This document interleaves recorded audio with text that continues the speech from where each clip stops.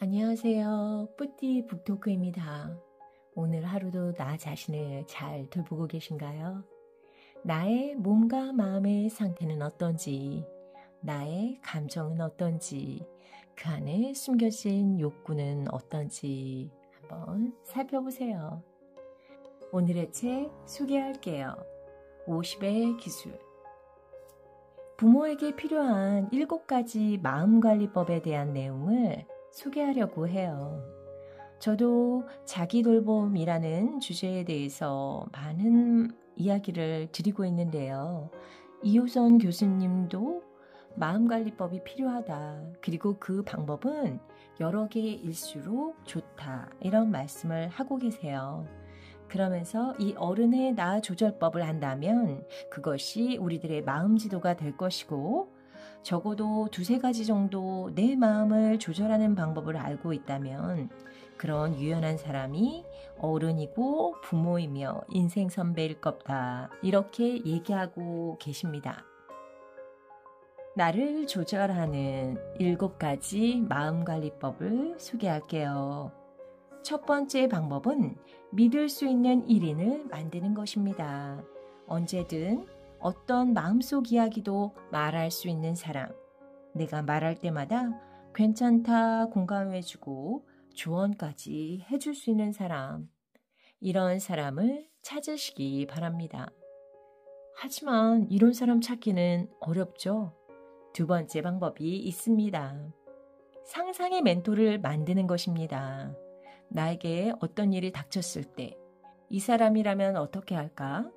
이 사람이라면 어떻게 말하고 대처하고 행동할까?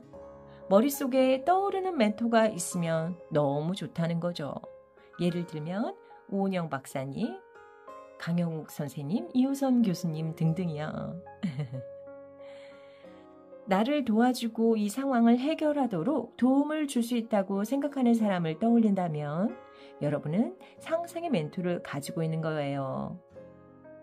이렇게 조언과 해결이 필요할 때가 있지만 많이 울 만큼 감정적으로 스트레스를 받았을 때는 공감과 위로가 필요합니다. 이호선 교수님은 무조건 집에서 걸어서 15분 떨어진 카페에 간다고 합니다. 이렇게 하다 보면 나중에 속상할 때 그 카페만 떠올려도 위로가 됩니다. 3번째 방법은 위로 장소를 찾는 것이고 4번째 방법은 위로 음식을 찾는 것입니다. 마음 근육은 이렇게 단련하는 거예요. 5번째는 위로 노래를 찾는 것입니다. 위로 노래도 너무나 중요해요. 나를 살려주는 노래, 나를 일으키는 노래가 있습니다. 내가 좋아하는 노래, 나를 일으키는 노래가 하나쯤은 있는 것. 그래서 누구의 도움도 없이 스스로 문제나 감정을 털어버리는 게 바로 부모가 해야 할 일입니다. 6번째는 바로 도움을 청할 용기입니다. 스스로 해결하는 것도 좋지만 모든 걸 짊어지는 것보다 거절을 무릅쓰고 도움을 청할 용기를 가지시면 좋겠습니다. 용기를 내고 문턱을 넘는 경험을 누군가 해야 한다면 그걸 해내는 사람을 우리는 어른이라고 하겠지요. 거절당해도 안 죽는다는 걸 알고 있는 우리가 애들 앞에서 보란듯이 누군가에게 묻고 요청하면서 자식들도 도움을 청할 용기를 갖도록 모델이 되어 주었으면 좋겠습니다. 마지막 7번째는 바로 감사 습관을 갖는 것입니다. 오늘 아침부터 지금까지 나에게 있었던 감사한 일들을 손가락으로 꼽아보세요. 꼭 아이들 보는 앞에서 하기 바란다고 합니다. 엄마는 오늘 이게 정말 감사하다. 넌 어때? 어린아이들이건 다 큰 자식들이건 가진 것을 헤아리는 능력을 갖게 도와주는 것입니다. 미성숙한 이들은 없는 것을 불평하고 성숙한 이들은 가진 것을 살필 줄 아는 능력을 가진다는 걸 우리는 잘 알고 있으니 말입니다. 성숙도 학습됩니다. 부모의 모습을 보고 아이들도 부모의 형태를 그대로 모방하게 될 테니까요. 여러분은 어떤 생각이 드시나요? 제가 평소에 생각하고 행했던 것과 유사한 것들이 많더라고요. 저도 집안에서 저를 위로해 줄 수 있는 공간이 있고요. 집 밖에서도 저를 위로해 줄 수 있는 공간이 있거든요. 집 안팎으로 나를 위로해 줄 수 있는 공간을 찾는 것도 굉장히 중요하고요. 그리고 위로의 음식을 가지라고 하는데요.